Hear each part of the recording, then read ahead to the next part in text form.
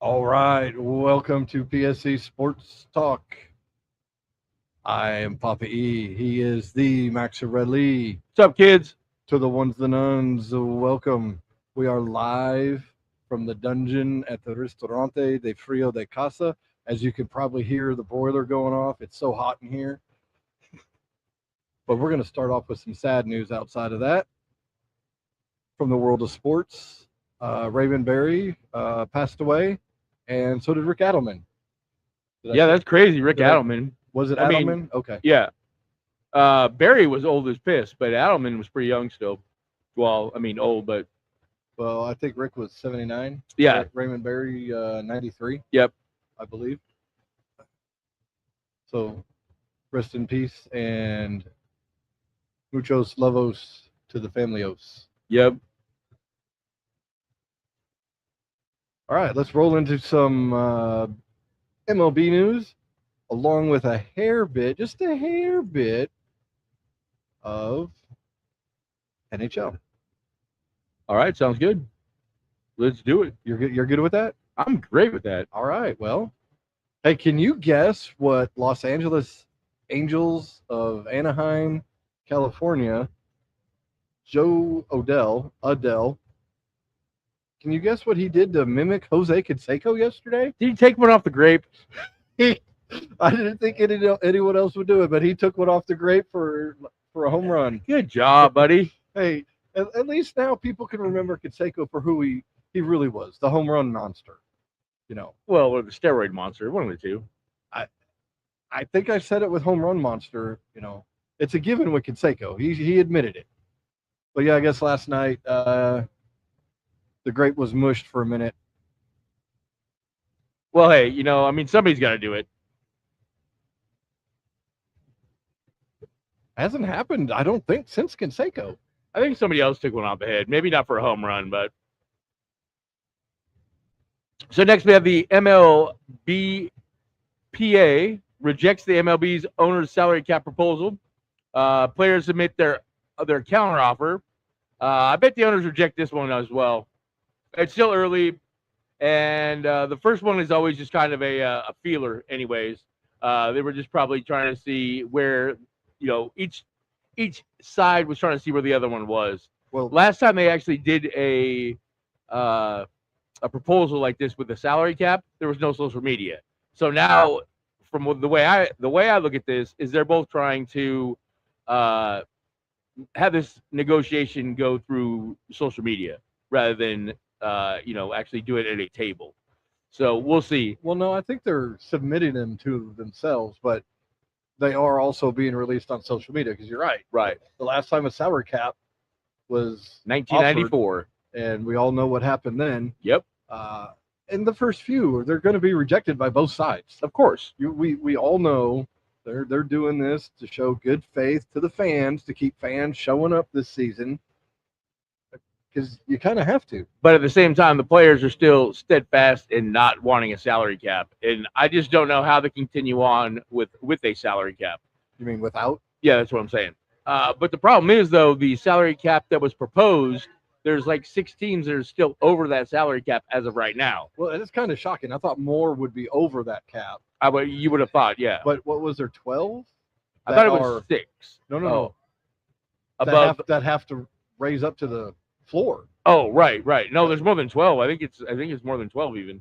Was it 17 then? Maybe, yeah. There's a bunch though. I think the Mariners actually are under the threshold. So they actually. I haven't read all what the players have first put out, but reading what the owners first put out, I'm like, you know what? I think it was 172 million was the floor. Was the floor, right? I think the players put out 141 for a floor, but they also don't want a salary cap. You can't have a floor without a cap. You know what I mean? Like it just doesn't work with it. Yeah, and I saw part of the players' proposal, the luxury tax, something about it going down to 10%. I'm like, well, wait, it's the teams that have to pay that, right? But I don't see baseball on time next year, if at all. I thought I had heard somewhere, by the way, that the rev share right now, the players are getting like 54% as of right now. The players are getting more than the owners. League wide, if you were to average it out, like the players are getting more than the owners. They have the best labor deal out there right now. Well, and the owners were 50-50, so it's pretty close. Owners offer the 50-50, revenue share. Right, which every other league. Well, actually, NFL's 51-49. I don't know what the NBA is, but I know NFL is 51-49. Owners get 51, players get 49, but that's still pretty good. I mean, the owners got to put up all the money, so. The players don't want it to happen, but it really needs to happen. It needs to happen. Yes, you got teams that aren't spending enough to be competitive. They're not. Well, you say that, but then there are some that actually are having good years. The Rays are in first place. They develop good. But what's going to happen to all these small market teams when that player is done with arbitration? That was the other thing. And the players wanted, they wanted to shorten arbitration. They wanted to shorten. I think they should. I think they should shorten arbitration. I think they should have less time as a low-level player before they can get paid.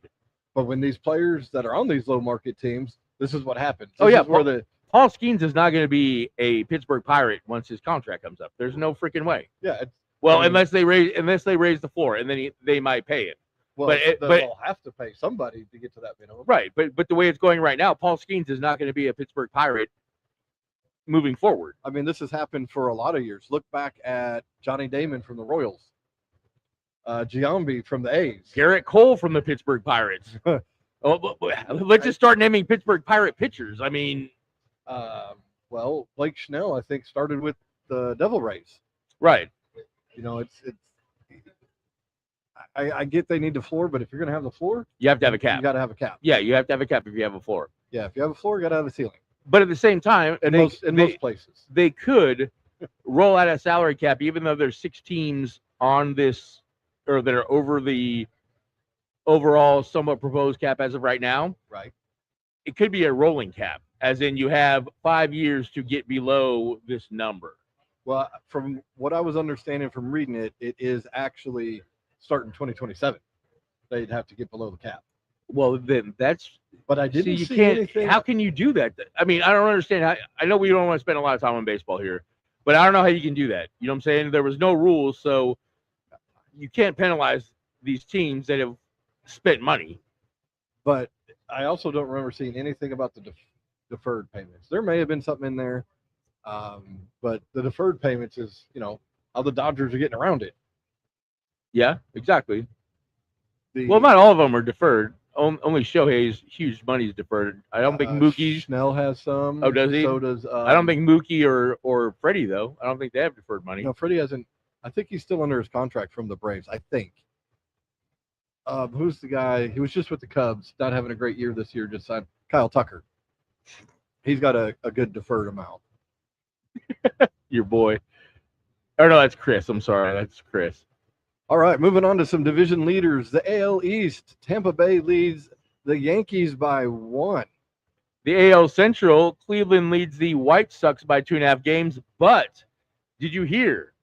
What's his name? The Japanese, the home run hitter. Yeah, he's out for like 2 months. Oh, or 6 weeks. He pulled a hammy, so he's out 6 to 8 weeks. So ouch. Yeah, they're probably gonna fall down a little bit. I'm going to defer this next one. Yeah, buddy. American League West, the Mariners are leading the A's by 2.5 games. We are down, last I saw, 6-1, though, today, so it looks like we're going to lose. We do have the longest, going into the game here, we have the longest win streak in the majors with 8, I think it was. I thought the Cubs had a 10 or a 12. No, currently, the current longest win streak. Oh, like active right win now. streak, yes. Got you. Yeah, we would be higher in the AL West if the Cubs would help us out and get a win against the lowly A's. I don't know, or the Sacramento A's, the Los Angeles A's, or the Las Vegas A's. They're just the A's, the nomadic A's. The nomadic A's, yes. If you guys could beat the nomadic A's, that would help us out a lot. But I understand, stuff happens. But yeah, Mariners have been playing some salty ball recently. Salty ball. All without the Big Dumper. Big Dumper is he's back at least throwing and hitting.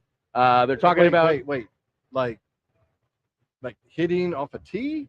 Well, he's no longer like just chilling out and letting himself. I mean, because he had a problem. His problem was hitting before. Well, he had the oblique problem. Yeah. We'll so they're talking about maybe a week or so before he comes back, depending on how long he has to do rehab starts down at Tacoma. So we'll see. But it sounds like he's coming back fairly soon, at least in a rehab capacity.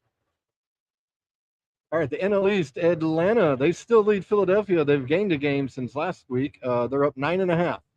The NL Central, the Brujas lead the Pittsburgh Pirates in the Cone by 5.5 games. And actually, that whole division's within 6.5. And all these stats and all this stuff was done at like 1:30 today. If there are any games, none of that's in here. That is the best division in baseball right now. They are all over 500. Yes. Oh, Mariners. Cincinnati's barely, and they're probably going to tumble here because Ellie De La Cruz is out for a little bit. Oh, is he really? I didn't hear that. I think he something hammy or something. He did something. He's out a couple of weeks. Right. Another soft tissue injury, which usually happens with the roid. He got an STD. I mean STI.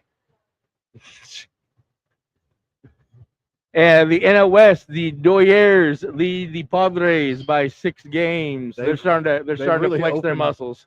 They've opened that one up. Well, yeah. Well, remember, like I told you 2 weeks ago, they swept that weekend series and took them over, and then they haven't looked back. Piling on ever since. I think San Diego's been in a cold streak since then too. You know, Tatis Jr. only has like 1 home run on the season. Yeah, he just hit it the other day. Yeah, just the other day. Yeah, just the other day. Tatis Which is crazy. So we got 5 teams in the American League that are over 500. The Rays, Yanks, Indians, White Sox, and now the Seattle Mariners are over 500. Hey, and even if we lose today, we're still going to be over 500. Hey, or when we lose, I should say. Let's see if they're on there next week. We will be. We're playing salty ball, buddy. Now in the National League, there's only 10 teams over 500. Some of those teams that were over 500 are now at 500. Right. So, but the National League is still playing better baseball as of right now than the American League. Correct. So, MLB leaders so far, we still have Otto Lopez at average from the Miami Marlins with 335 as of right now. Kyle Schwarber still cold as ice. Still leads the league in home runs, though. Only 1 home run last week, though. He's up to 22. Yeah, 1 home run last week. Yeah, he had 1 home run the week before after we had that big deal about how hot he gets. Yep. When you get hot, you get cold. RBIs, we have Andy Pages still from the Dodgers with 51. The hits leader, Otto Lopez from Miami with 80. He's up from 71 last week. He's hot as a pistol. Oh, now you jinxed him. Stone bases, we have Nasim Nunez from the Washington team with 22. Yeah, that has not changed in 2 weeks. Has not. Same with this one. Yes, it has.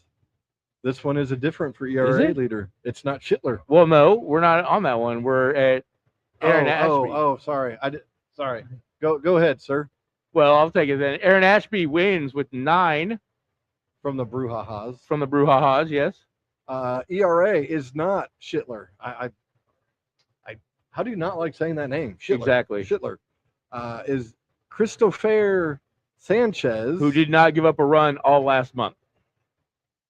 From the Phillies, a 1.47. Okay, but we also have Ohtani's still not in because these are coming from ESPN, and he must not have enough innings, but his ERA is 0.82 as of right now. They talked about it on McAfee today. Yeah, 0.82. I don't know why he's not in the leaders. I don't understand. Well, again, he must not be pitching every 5 days. He must have extra days off or something. I don't know. But I know his ERA is at 0.82. Say as we have Cade Smith from the Cleveland Guardians with 20. Indians. Exactly. Strikeout leader is still the same as last week.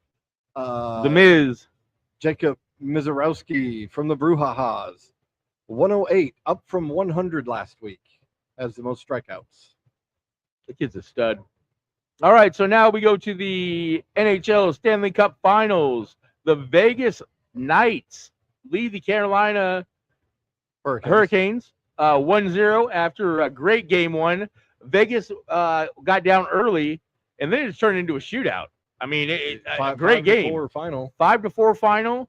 They had to score with about 3 minutes left in the game to take the lead. Great hockey game. Great hockey game. Yes, I think Vegas and is, I think Carolina was favored. They were favored. They were negative 155, and a team that was negative 155 in the first game of the Stanley Cup Finals was 8-0, or 155 or better, I should say. They were never had a loss till this one. Never had a loss until this game here. So I think Vegas might win this one in 5. I would say. So should they change the name of the Vegas Golden Knights to the Las Vegas Odds Makers or the Odds Beaters or something like that? Or should they just call them the Mustard Team? Because those uniforms are fugly, dude. They're fugly. They're so fugly. They're cool. Oh, why did they name them the Las Vegas Gamblers? Because I don't think they wanted that perception of what was really going on there. But that's what Vegas is. Gambling. Oh, I know. I understand that, but at the same time, you don't want that to, that's why they didn't put a team in Vegas for so long, is they thought that there would be a problem with, like people like Sorsby. Yeah, but too soon. That's not so much with Vegas. That's just with all the online bookings and all that stuff. No, exactly. But no, I think that's why they didn't name them the Gamblers. Is again, you don't want that connotation out there. All right, well, that covers what we had for the MLB and the NHL. The NBA is coming up next. We're going to take a quick mandated commercial break from the Ristorante de Frio de Casa, as you can tell by the boiler going off behind us. Yeah, buddy. Stay with us. We will be right back in, I don't know, minute and a half. 30 seconds, however really long this really is. All right, to the ones and the nuns. Come on back. Sponsored by the Tishomingo Ice House in downtown Tishomingo. Phone number 580-387-5004. Call-in orders are welcome. Talk with my man Scotty for all of the latest and greatest specials and new menu items he's cooking up. Again, that's the Tishomingo Ice House at 310 West Main in Tishomingo, Oklahoma. A dive bar with a sports appeal. And don't forget, when you're at the Ristorante de Frio de Casa, come on in and see Mr. Scotty to get in the Nintendo Wii golf tournament he's trying to put on. Yeah. That again, come see Scotty for the Nintendo Wii golf tournament that we may or may not be entered into. See if you can beat our scores. Yeah, basically that's all it is. You shoot a full 18. I'm pretty salty at golf, so this is on the Wii. I understand that, but I'm still pretty salty. I'm going to talk mess and say I'm pretty salty at golf. Oh. I probably am going to suck when I play on the Wii. I suck on the Xbox, so I mean, why wouldn't I suck on the Wii too? All right, so next we have NBA.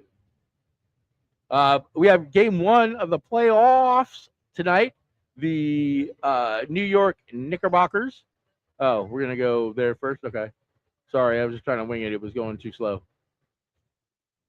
So the Spurs take game 7 against the Thunder. And the series. To play the Knickerbockers. Patrick Ewing-less Knickerbockers.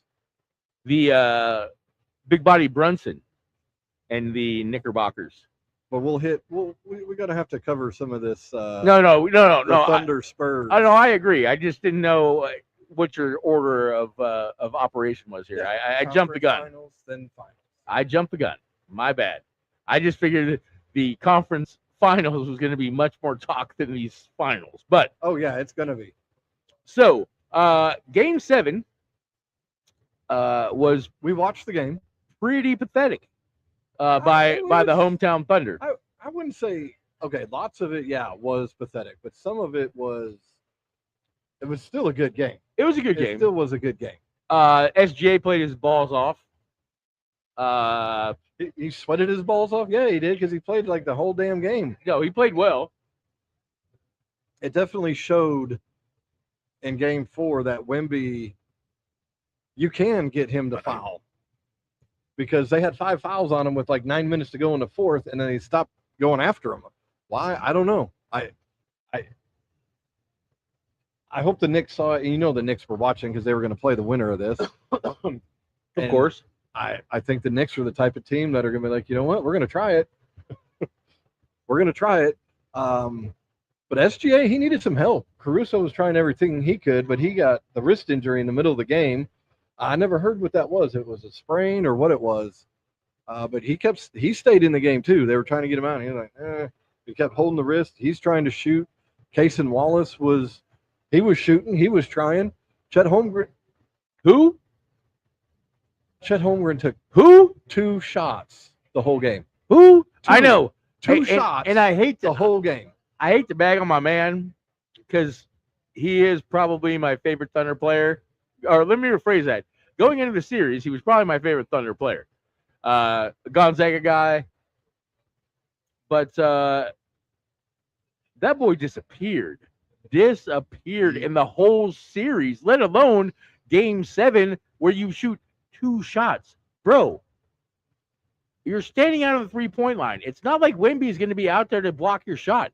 Dude, just shoot. Because nobody's shooting well on the team that game, really, besides SGA. Yeah, I think Hartenstein. So just shoot the. Excuse me, I'm going to drop one. Shoot the fucking ball, dude. Shoot the fucking ball. We are the curse jar. Yeah, I know, but I warned you, so I get a pass. Oh, okay. You're already missing Jalen Williams. Mr. Jalen Williams. It's off STI. Yes, STI. So you needed, or SJ needed help. The Thunder needed you, Chet, and you didn't freaking show up. No, you didn't. And when he tried to handle the ball, they just stole it from him. It was like, dude, it's like watching a high schooler. Oh, I love Chet, I really do, but I lost a lot of respect for that dude.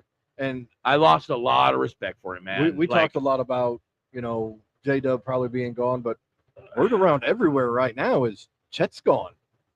So if you're the Thunder, what do you do? I get rid of Chet. I do, and I hate to say it because, again, going into the series, he was my favorite freaking player on the Thunder. But I just you can't fold like that in the biggest moments and expect to keep your job. Let's look at it again in not basketball. Let's say you work at Walmart and you have a big truck that comes in, right? And you don't stock all your freight when the paper says you're supposed to stock all your freight. How often are you going to keep your job on a 2-truck night when you don't stock all your freight? You won't. But right, you won't. So in the biggest moments when you need somebody to step up and maybe stock the freight faster than what the paper says. I think they have a long talk with Chet because what was I listening to? Well, he's also how they talked about SGA, how in the offseason he's all quiet about it. SGA's a pretty quiet guy. He goes out, he really does is. His thing. He improves what he needed to improve on, but in the last couple of years, Chet hasn't improved anything. You'd have thought he'd be able to handle the ball better by now.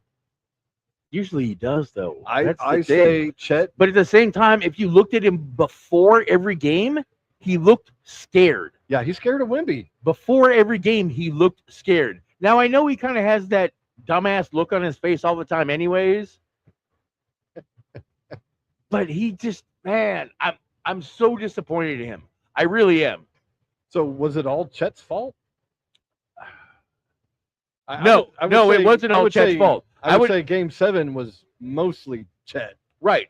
No, but the rest of the series, you would have to put it on really everybody else besides SGA because nobody, besides Caruso, nobody was hitting threes. And to beat San Antonio, you have to hit threes because, again, everybody's scared. Here's another one, shitless of going to the no, not everybody. Because old boy with his little. He made a couple of those. He made a lot of those, bro. And it's an ugly shot. But it really is ugly, but it works for him. And that's his, but that's his game. That's his game. That's not just against Wemby. He shoots that silly shot. That's how he shoots. That's how he shoots. Yeah. It really is. That's how he shoots. And you know what? He was getting in there. He Look, he did more to me than Holmgren did. Besides Caruso and SGA, Hartenstein played amazing. I was really impressed with Cason Wallace. See, I would say he more hit some Jay good Will, or the other Jay Will. I thought he played amazing as well. He played real good too. Not on the offensive end, but he played well on the boards, and he played well against Wemby. Wallace had more of defensively. a offensive deal than I thought. An offensive repertoire more than I thought he had. Well, it also didn't help that AJ He Mitchell. wasn't scared to go against these guys. AJ Mitchell was out half the freaking series too. Yeah. So you could say injuries, but they took the Spurs to 7 games. They did, but again, they didn't shoot well from three. If they would have shot better from 3-point range, they would have won the series. Or if they'd have taken some easy twos. It's tough against San Antonio. San Antonio, it is, because really Wemby doesn't play anybody on defense. He just literally guards the rim. Well, he guards the paint because he's so tall. It's just not guarding the rim. He's guarding the whole key. SGA was still going for easy twos. He was, but he also has a lot of easy two. It's better than not making a 3. I agree with you. Again, I understand analytics and all that stuff, but again, sometimes a 2 is better than a missed 3. I get that. I do. But SGA has lots of moves to where he can get himself open. He's got a lot of fakes, and I hate to say this, but his game does kind of mimic Jordan a lot. He does have a lot of those same turnarounds, and you know what I'm saying? Very Jordan-esque, I would say. No, he moves the ball around a lot more than Jordan. Yeah, but SGA did miss a couple of. Well, I mean, he was the only one scoring, but he missed a lot of chippy layups in this series too. He did, but like if you're the ones only that one he should have driving, made. No, the only one driving. No, I get it. But look, if Lou Dort would have hit some freaking threes, man, he shot like shit this whole series. I think he was 1 for 4 in Game 7. Yeah, and that was about what he was in every game. He was like 1 for 4, 1 for 5, and I think he was like 0 for quite a bit. A couple of the games too before that first one in Game 7, because the place went nuts when he finally made one. But some of his, he had a bad air ball. Like, was it supposed to be a pass? Well, it amazes me how well he shoots from 3 during the regular season, and I'm being serious, because most of the time when you're a big buff guy, you're usually not a good shooter. You know what I mean? Like, how many linebackers back in high school were good shooters? You know what I'm saying? No, they played the 3, and they were drivers and rebounders. You know what I mean? Elbows. Right, exactly. At least that's all the guys all my linebackers in high school. They all played forwards. You know what I'm saying? None of them played guard because they couldn't shoot.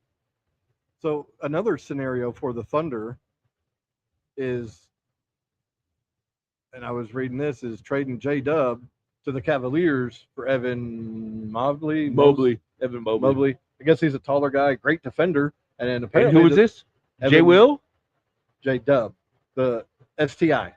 Oh. We'll call him STI. Oh, no, I think that's a horrible trade. I think that's a horrible trade. And getting Mobley a Defensive Player of the Year? He wasn't Defensive Player of the Year. He might have been first team all defense, but he was not Defensive Player of the Year. Not this year. I don't think Did you read that article I sent you? No, I didn't. Yeah, you But probably should've. I don't think that he was. I don't know. I don't think that's a good trade. I don't. But at the same time, I think they do need to really take a very serious look at Jay Will. No, J-Dub is STI. Okay, well, let's call him it. You're right. They need to take a serious look at STI, because again, I didn't like the body language of him on the bench. I didn't see him at all when they panned over. Every time I saw him, he just had this cocky little look on his face, like I didn't like the body language. I didn't like it at all. Because those extensions kick in for Chet and STI this coming season. Well, I don't know how much STI is making, but I know Chet's making 41 this next It's year. like 40 million. Right, I know, yeah, because he signed a max deal. SGA is getting 40 million this coming. No, he's getting 60 next year. No, he's at 40. His then jumps up the year after. Oh, so one more year at 40, and then in he- 2028 it'll be 60. I think Okay. it's 80. He was the first one at 80 million. Okay, well, see, I had heard 60 for next year for SGA, but I could be wrong. If of those three, who are you not going to trade? SGA. You know he's staying. Well, I mean, But then you got Dort. you that's never up know. going. I mean, what happens if you get like Giannis and 5 first-round picks You for trade, SGA? no, you keep SGA. And you trade him. You And you trade him for trade- Chet and 2 first-round picks. They've got picks to spare. I know. Chet or STI, one of the two. If you want to keep Chet, because I just don't know how you can. if you want to keep Chet and you want to get him better, you got to get his whole attitude and mindset to change. So he either calls Bill Laimbeer and says, "Hey, beat my ass on the Nah. court," or Nah. you bring in someone like Giannis that's going to help push the guy. I don't think anyone was pushing him like, "Smack, come on, dude, get your head in the game." I don't know. I don't see. I don't know. In my opinion, one of the two has to go.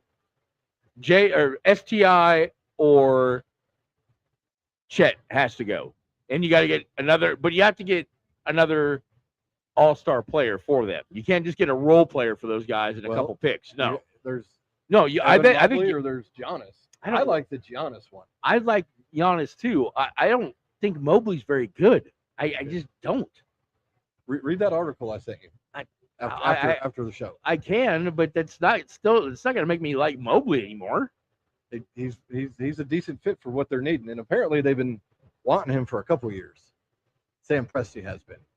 So I think Dort stays though. To be honest with you, I think he stays because SGA's supposed to be pushing for him. yeah, But you got Case and Wallace up, and the upside with Case and Wallace is obviously the money with the contract this year, and his offensive. He's a better offensive player than Dort. okay. I'll give you that, I guess, but I would rather have Dort because Dort plays defense. Well, so does Case and Wallace. Case and Wallace was just on the all defensive team. So was Dort. Exactly. So if it comes down, if you're trying to save money, because let's But- face it, the but Thunder really- are a small market team. They're a small market team. But really, Dort's only up for and I know this sounds crazy to say, but he's only up for 14 million this next year, which in the NBA is not very much. No, it's not. But where I think they're going to be at, they got to be close to that first apron ring, layer, whatever they call it. Yeah, I know what you're talking about. Yeah. Okay, so now the Spurs are moving on. They're going to play the Knicks. Yep. What do we got? Who are you taking in this one?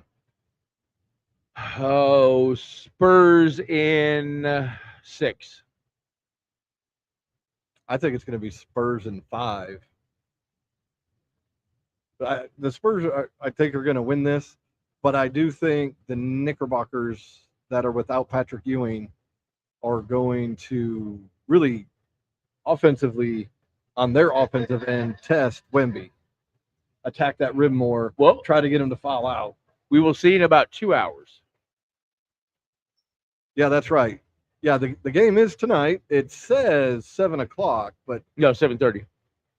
well, on the schedule it says 7, but we know that it's usually 30 minutes after that. So if it does say 7:30, you may as well say 8 o'clock. Because just like we saw in the conference finals, every game started 30 minutes after they said it would. Because you got to do all the pregame stuff. Yeah, you gotta let Melo show up without a freaking tie on again. Oh yeah, Mariners lost 7-1. They lost 7-1. Yep. Snapped their Snap their league three-game winning leader. streak. Yeah, 7:30, brother, is what ESPN says. Okay, so the game won't actually tip off till 8. 7:45 probably. So you got Nixon losing in 6. I got them losing in 5.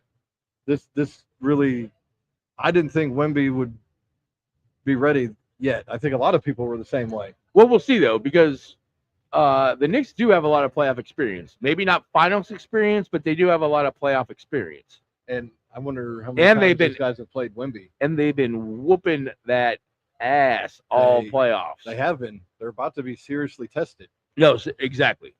I still don't think they were the best team out of the East. But, hey, the playoffs is a tournament. And they won that part of the tournament. No, they didn't. They did.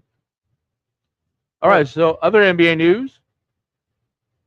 Steph signs a 10-year, $400 million endorsement deal with the Chinese company Li Ning. Okay, so Nining? Li Nining, sorry. I left the N out. Ningji, I don't know. It's Ning. But I don't like it. This is the same company that Dwayne Wade signed with, is it not? Well, Dwayne Wade and, oh, God, who was the other one?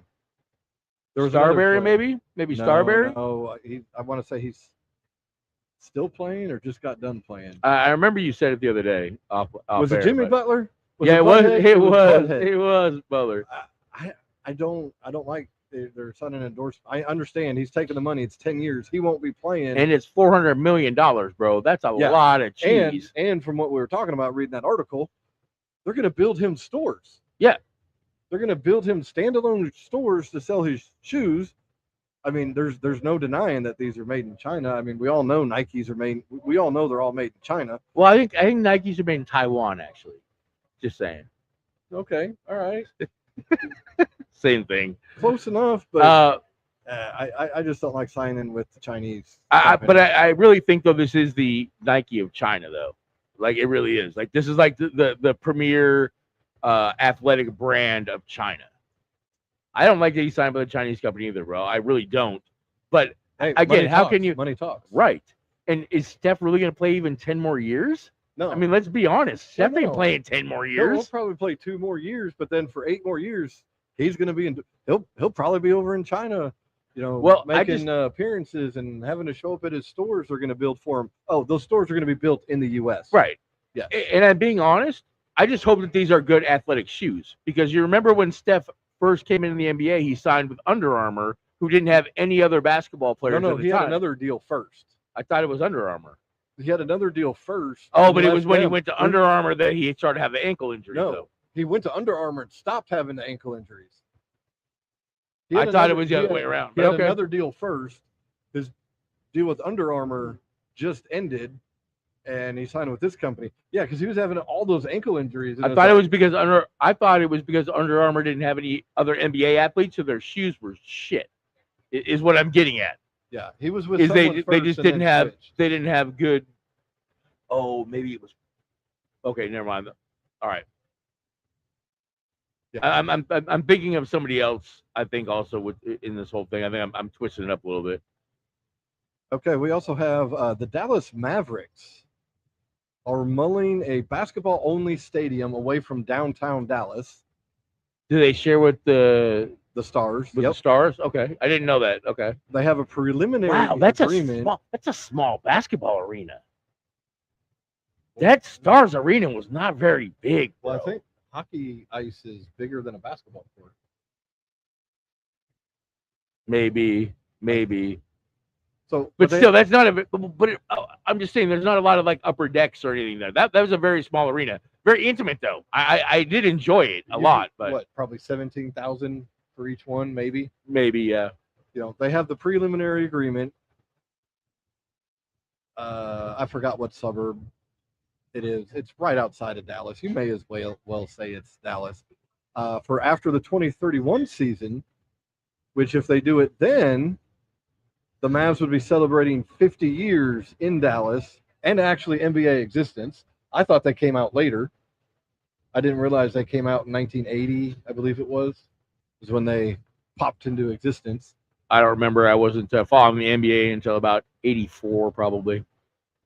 Oh, here's a good one for you, buddy. Aspirations co-founder Joseph Stanberg gets a 14-year prison sentence for defrauding investors and lenders I thought he already got that. I thought that was old No, news. he was sentenced. Oh, he was finally sentenced. Okay. Yes. He was found guilty. He was finally sentenced. And this is all about the Clippers and the trees, the tree company, right? Whatever he did, but it's the same company. The Kiwi deal. With the Kiwi deal, Right. Same company, Right? same Exactly. company. So who else was a big part of this? Was it Ballmer? yeah, Ballmer. Yeah. The owner of the Clippers. Yeah. Well, there's way more than just Ballmer, because Ballmer's best friend also put in a couple $1 million as an investor into this right before a payment to Kiwi was due for the same amount of money that his best friend invested into the company. So wow, and how long was it again? I'm sorry, 14 years. 14 years. Good for him. 14 years. Good for him. Don't drop the soap, buddy. Don't drop the soap. Oh, that went pretty quick there. We thought we'd go on for a while on that. That was still like 20 some minutes. No, not really. So Giannis.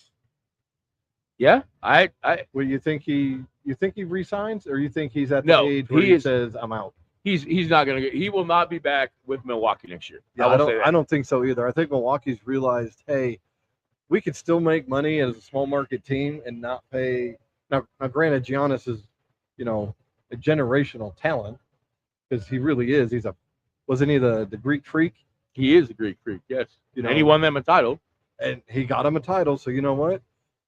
Milwaukee fans went how long with the Bucks sucking? So they can go that long again. A long time. They can go that way again. It'll be interesting to see what happens. I have heard that Presti has had a stiffy for Giannis for a while. So, but who wouldn't? I mean, Golden State was trying to get him hardcore last year. Well, exactly. That's what I'm saying. Who wouldn't? Lots of teams would like him. But who could give up? Right. Who has enough players and draft capital to get him? Because Giannis is what, 30, 31, 32. He's somewhere. He's still in his prime, though. Yeah. He's still in prime. He's got at least 3 very solid years left. And he is what the Thunder need, in my opinion, because he's not big that's going to hang out around the 3-point lane and try to shoot threes and be soft. He is a tough inside player, which I think they need more of a tough inside presence. I hope they keep Hartenstein. By the way, let me just throw that out there. I hope they keep Hartenstein. Yeah, he's got a $30 million contract. That's okay. Yeah. The NBA pays everybody $30 million. Yeah, well, and Hartenstein, again, he did play for his role. He played very well. He knew his role. He knew what to do, and he got tough physical. He didn't handle and the he ball frustrated Wemby. Yeah. Well, I think Caruso frustrated all of them. Caruso. Caruso again. That little white boy. He would have been the Western Conference Finals MVP. I think you said that. Yeah. If they would have won, I think. It would have been tough not to give it to SGA, but real basketball players know, and not that we're real basketball players, but again, Caruso was kind of when SGA wasn't hitting, Caruso stepped up and made buckets. And dude wasn't scared. And he was hustling. He went to the rack. I mean, how many times when we were watching in this series, not just us, but the TV guys, they need to run faster on the Spurs. I'll tell you right now, SGA is not a fast break kind of guy. No, he's really not. He'll get out there in the lead, and then he'll stop and he'll wait. Caruso keeps going. He may take, like he did that one wild ass weird layup, but you know what? At least he's attacking that way. Exactly. But he was like the only one that was doing that. Everyone else was like, get down there. Shoot a three. Let's just shoot a three. Here's somebody else. That's another thing. Like, why doesn't Dort go to the hole more? Like, seriously, you are a linebacker, brother. Like, nobody's gonna get in your way. If you start going to the basket, nobody's gonna try to stop you because you're just gonna run them over. And you know what? If you miss the shot, I'd rather miss a 2 than a 3. But if you're going in the lane on Wemby was tired that series. he was tired. You could tell he was starting to be slow getting up. You Yep. know, Oh, but you put some damage on him. But unfortunately, all he needs to do is take one of his steps over the half court line, and he's in his range. I know that is a crazy 3-point shot. Unfortunately, like for him, he is a pretty darn good 3-point shooter, and he's got he's good not range. on the line when he does it. No. Which again, it's almost detrimental to his game because, bro, that guy could step in the lane and just. How many times did Castle just throw it up like to the top of the freaking backboard, and Wemby just grabs it with one hand? Yeah, with one hand. Somehow doesn't travel when he does whatever he does and scores. That's the Wemby walk. The Wemby walk. If I love it. I love it, bro. LeBron had what did he call it? The Euro step. No, he called it a crab walk or something at first. Maybe, yeah. Yeah, he called it a crab walk or something at first. It's like, what? No, but Wemby is amazing. Like, he really is. Like, again, like we talked about even in game 1. How do you just not throw lobs to this guy down in the post all game long? Yeah. Like, it's just because it's unstoppable. You can't jump as high as his arms are. Like, you can't. Well, unless you're someone like Chet and you have the desire to do so. I still don't even think Chet could. I said you have to have the desire to do so. But at the same time, Wemby can literally dunk without even jumping. He might have to get like tippy toe. Yeah, 2 inches of air maybe. Tippy toe. But again, though, that Castle, he is very good at throwing lobs to Wemby. Now, I'm sure I'd be very good at throwing lobs to Wemby too. What did you think about Castle? Oh God, I can't stand that mother trucker. I tell you what. You know what? Let me just say about him, bro. Get a haircut. Get a haircut, and I might like you a little bit. But that haircut of his just bugs the shit out of me. Yeah, I wonder if next year the NBA will look more at Wemby's elbows because we saw a lot of his elbows, and he may not. Well, but you know what? He's so much taller, but he's still going to have to learn to watch them elbows. No, you know what? That is one thing I don't care about with Wemby. Throw those bows, bro, because you know what? Face. He takes a lot of shit, bro. Or not shit, but they play some pretty dirty defense against him. Hey, how else are you going to get people to? How did they play defense against them, or how did he have to play defense on them when they wouldn't even charge at him?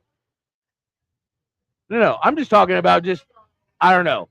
You think Caruso is playing nice? Like, Caruso was playing dirty defense against him. They all were, and right. Hey, like and again, that's how Homeboy in the last series got elbowed square in the jaw is because Wemby got tired of their bullshit and just hauled off and freaking elbowed him. Oh yeah, I forgot. The one where he saw him out the corner of his eye and did it. But I saw at least 3 in this series. Right, but that's the only defense he has against the kind of defense that they play against him is, hey, you got to throw a bow every once in a while. I have no problem with that. I really don't. Don't get me wrong. Hey, there's consequences to playing that way. There is. What? Yeah, he's good. But at the same time, hey, if you took an elbow to the jaw, are you going to keep playing the same way? No, I'm going to back off a little bit to make sure I don't take another one to my jaw. Right. Well, and he did get ejected in that one game, and they ended up losing that game too. Yeah. I don't know. I don't mind Wemby and his elbows. I don't, because I still can't believe the Thunder had him with 5 fouls with like 90 minutes to go in the fourth, and then they stopped attacking the rim all of a sudden, and it's like, why? You're 1 foul away. If he fouls out in that game, let's say with 5 minutes to go, it's the Thunder game. Probably, yeah, because they made it a close game, but damn, San Antonio makes some damn 3-point shots, a lot of them. Right, and again, the Thunder didn't hit any real clutch threes. No, or regular threes for that matter. Well, Caruso was the only one really hitting threes. Well, till he hurt his wrist. But throughout the series, Caruso was the only one that hit any threes, really.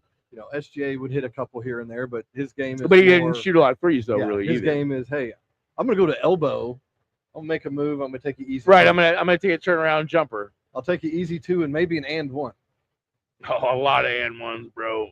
Yeah, you know. That's another thing we haven't even talked about, and we're running out of time in this segment. But the disrespect, I would almost say, that the Thunder get for their style of play is BS.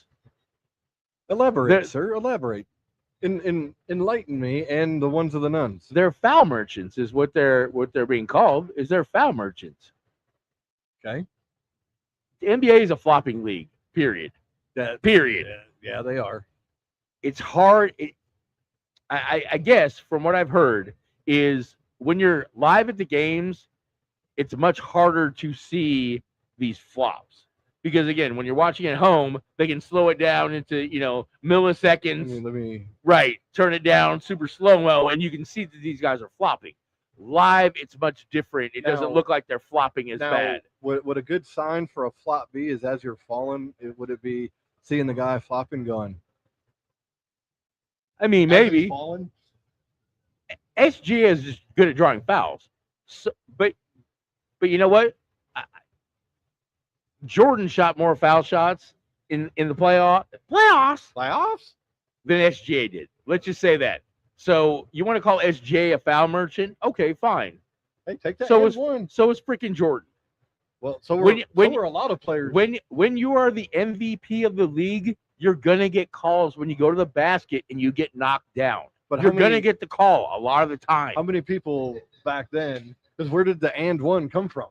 It came from 80s, 90s basketball. Hey, take your shot and 1.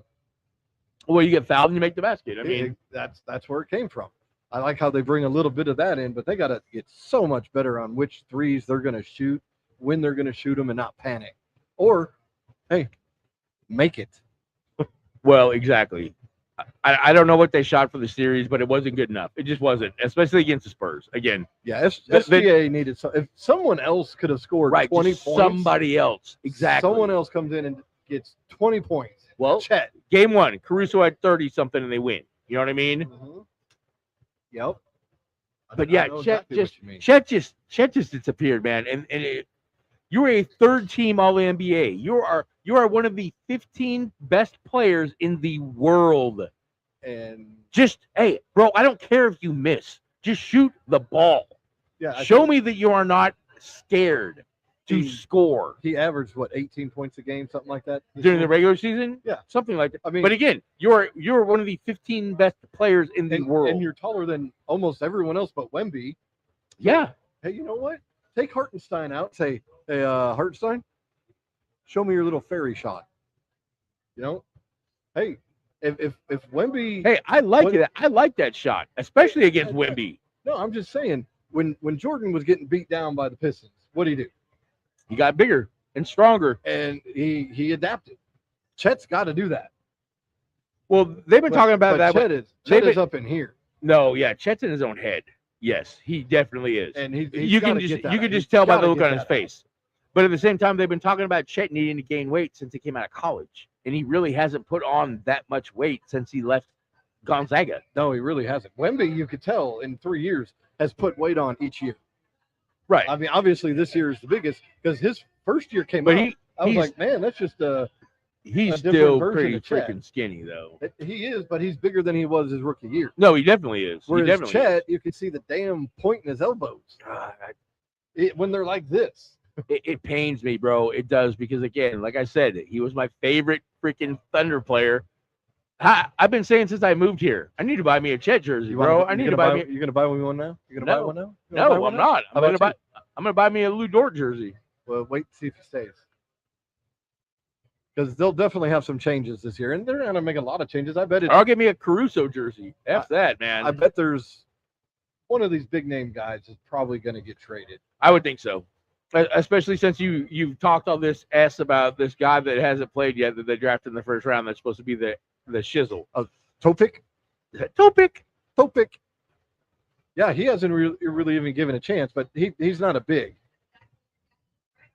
but I don't know. I'm really not a huge physical big. I'm really not a huge Casey Wallace fan. I'm really not. I think the guy's trash. That's because he's sitting behind the Lou Dort spot. That's okay though. That's okay. All right. No, they just play the same position. We're getting a signal. It's time for our mandated buddy. commercial break from the Ristorante de Frio de Casa to the ones and the nuns. Come right back. We've got WWE next. You're not going to want to miss this recap. It was a decent show. As well as we have the NFL after that. Grande Americano versus Grande Americano. What was it? Los Nachos or Noches de los Grande or something. All right, we'll be back here in a few. Sponsored by the Tishomingo Ice House in downtown Tishomingo. Phone number 580-387-5004. Call-in orders are welcome. Talk with my man Scotty for all of the latest and greatest specials and new menu items he's cooking up. Again, that's the Tishomingo Ice House at 310 West Main in Tishomingo, Oklahoma.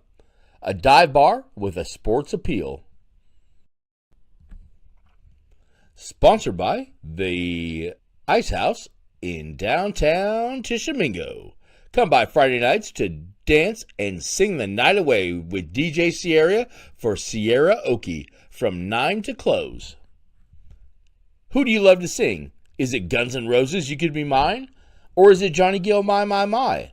Or John Morrison, You Don't Care Enough for Me to Cry? Sierra has it all. Come down to the Ice House Friday nights, where it's always a good time. All right, one to the nuns. Yeah, buddy. Welcome back. PSE Sports Talk. We got some WWE Pro Wrestling news here. We're going to recap the WWE Clash in Italy pay-per-view they had Sunday, which was pretty good. I wish we could have watched it on a bigger screen, though. I'm just saying that. I wish we could have watched it on a bigger screen. If we could have screencast it, that would have worked. Now, No, but it was a good time. we do have Bleacher Report grades on here, and we'll see if we agree or disagree with Bleacher Report, which the guy that wrote that report, I even sent it to you, was not Metzler or Meltzer. whatever. Dave Yeah. Meltzer. Okay. Yeah, it was not him. Well, good. I think it was like Eric Spolstra or something. Something, From the Miami Heat?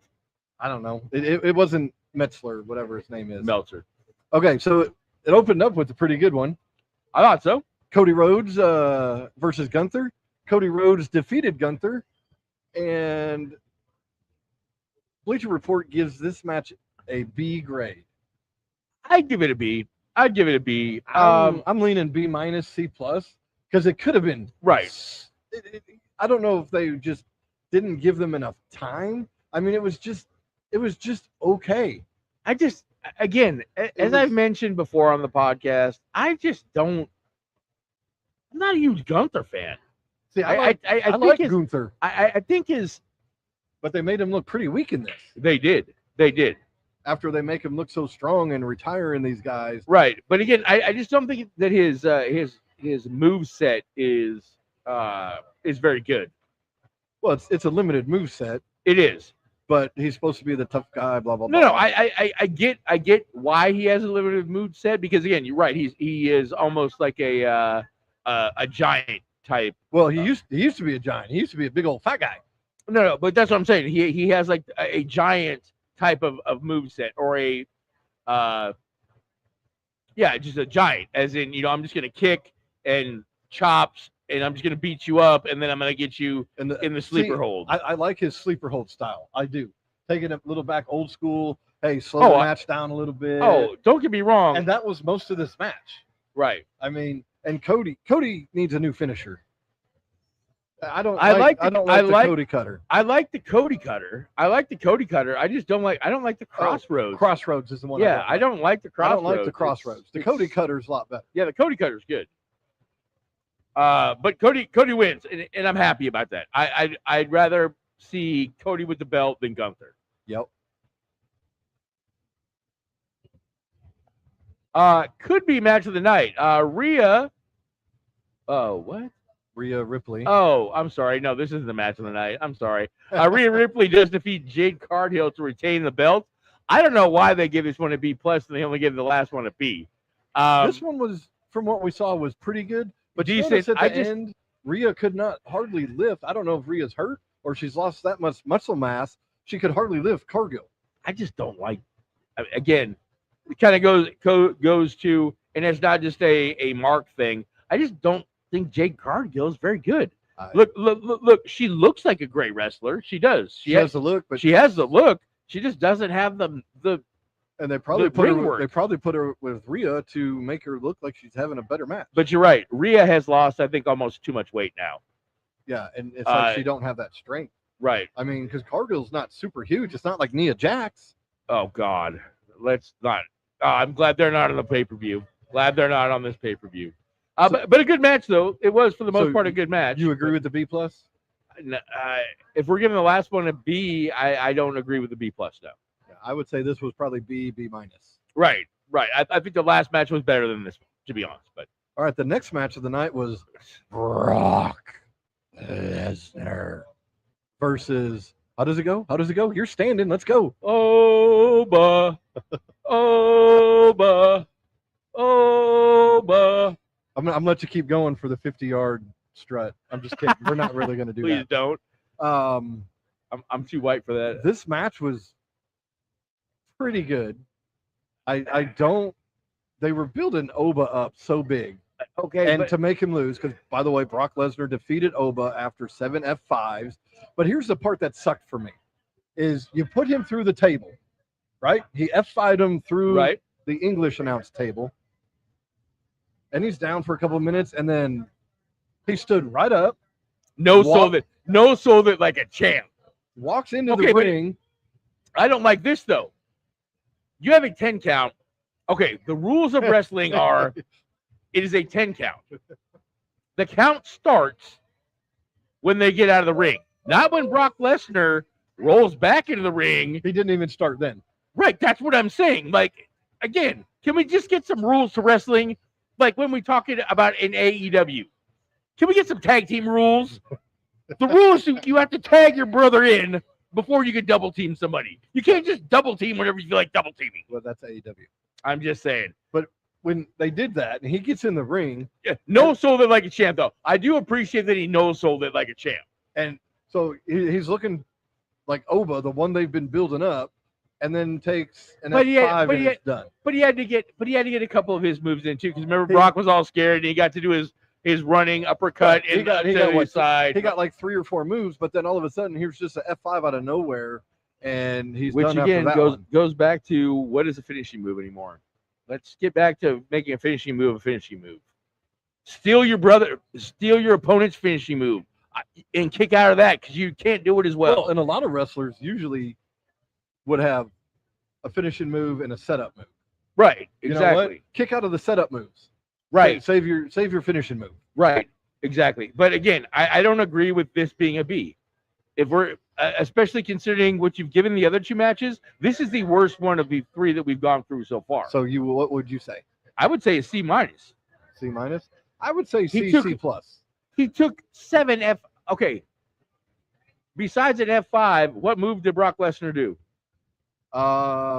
Did he do a German suplex? No, he did not do one German suplex in this match. I literally think all he did was F5s. That's why you give this one a C-. He did another move because I said he did 2 moves. He did do a second move because I remember saying, "Oh yeah." No, but he did not do a German though. There was no. He did not go to Suplex City in this. No. This is the worst match of the one so far. Actually, This might be the worst match of the evening. It might have been, especially we only had 5. So especially how they're supposed to be playing this up for a 3rd match. So now it's 1-1. But Brock said on the outside of the ring 1+1. Like, Brock, figure it out, bro. It's not 1+1. It's you guys both have 1. Yeah. Yeah. And then Oba called them out on Raw. Yes, exactly. So it'll probably be SummerSlam, I think. I think it'll be SummerSlam unless the Saudis, because they haven't announced all the Saudi stuff. But no, that's here in 3 weeks. I don't think it'll be in Saudi. I know it'll be because again, Brock went to Minnesota. It's in Minnesota. I think he retires after SummerSlam, like officially, really retires. Do you think they make it a stipulation? They might. And then set up a feud with Oba and Gunther being like, "I'm the one who retires the people." I hope so. So Oba can squash Gunther. I would love to see that. because I like me some Oba. I do, but I also love me some Brock Lesnar. All right, this one's just for you. I buddy. love how you put that in there too, because I was going to actually mention this. Sol Ruka, who is hot as fish grease right now, defeats Becky Lynch to win the women's Intercontinental title, and she actually hit her finisher for the first time in like a month. Hey, and that is a badass finisher. It is, if she hits but it is tough to hit. I will admit, that is a very tough one to hit. I mean, she may want to look at, hey, we need a secondary move. Yeah, use that one. Just like, oh, I could hit it there. But even in this one, but Becky Lynch is a pro, so and Becky was going to put her over. They had one major boo boo, where Sol Ruka went to do that flip thing over. Remember? Oh, yeah. And then I'll save that till the end because we watch Raw. I'll get to that at the end of this. So Bleacher Report gave this one a B+. Agree or disagree? I would say more like a B, but I mean it was good. I would say no less than a B. I would say this is probably one of the better matches of the night. Yeah, probably the second best match of the night. Yeah. Well, there's only one match left, sir. Well, again, this is probably the best match of the night.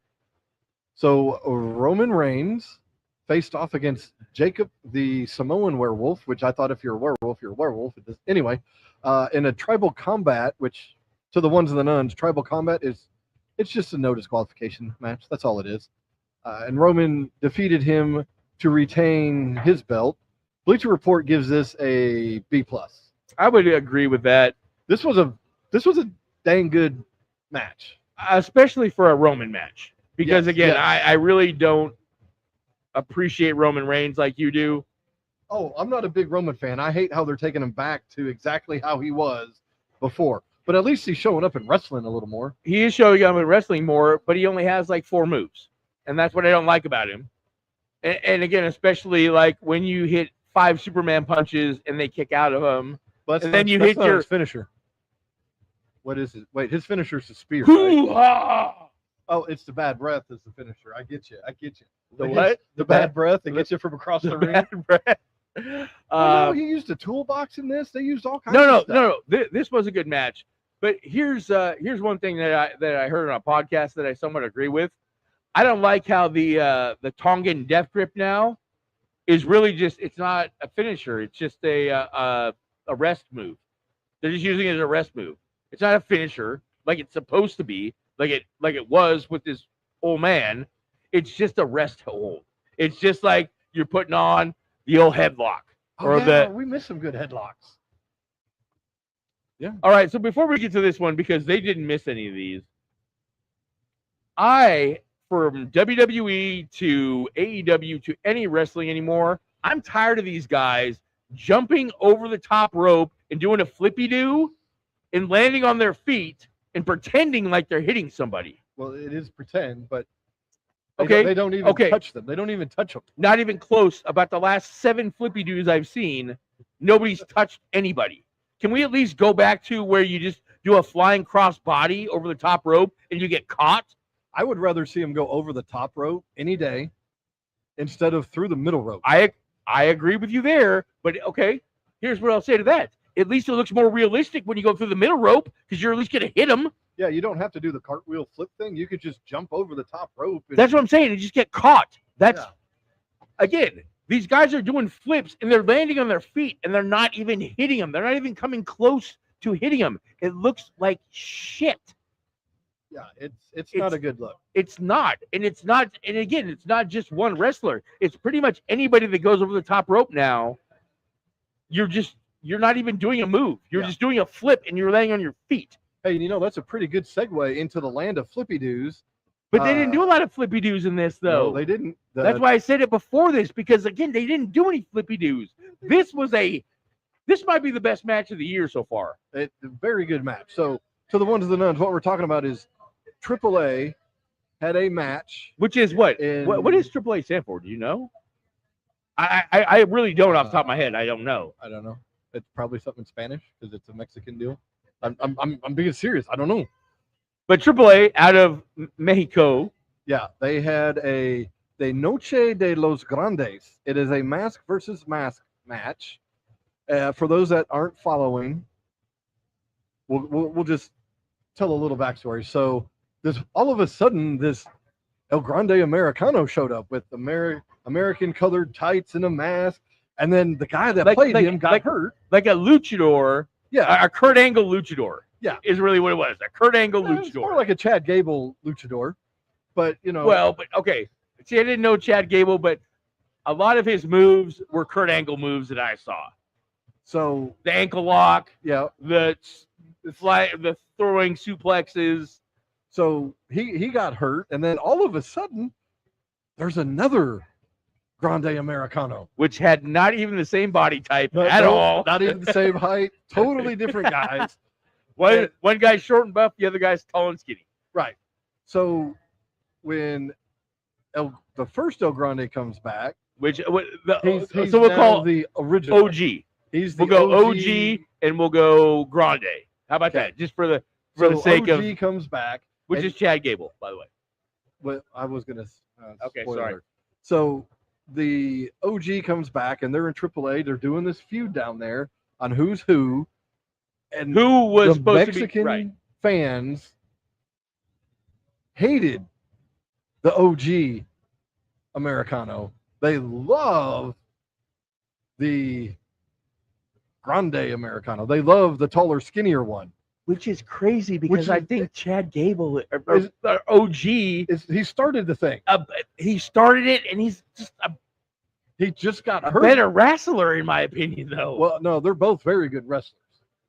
But just because that injury came in, and then the new one came in, and he actually did take it to another level. Apparently, he does speak Spanish, and you know, the Grande does not OG, Spanish. Not OG. OG would speak Spanglish up here in the States, and maybe that's why the fans were like, eh. Anyway, so this was a great match. And amazing match. I saw this maybe 2.24 million viewers. Maybe 5 minutes too long, though. Maybe 5 minutes too long. Maybe. Yeah, it was a very long match, very good match, a bloody match, right? That you couldn't really even tell until the loser had to take his mask off. And right. You saw the blood just still gushing. I don't know. I don't think those were blades either. I think those were like legit cuts. I think he cut his head on that one where he move onto the yes, I think so too. Steel stairs. I think that's where it happened. So El Grande Americano defeated the OG. The original El Grande Americano. Yes. Now, OG did take off his mask and shockingly turned out to be Chad Gable. And Chad Gable went in there. My name is Chad Gable, and I am from Minneapolis, Minnesota, and my birthday is something. And his family was in there. No, he did what he was supposed to. And once he did that, the fans started cheering Gable. So they just didn't like his version of El Grande Americano.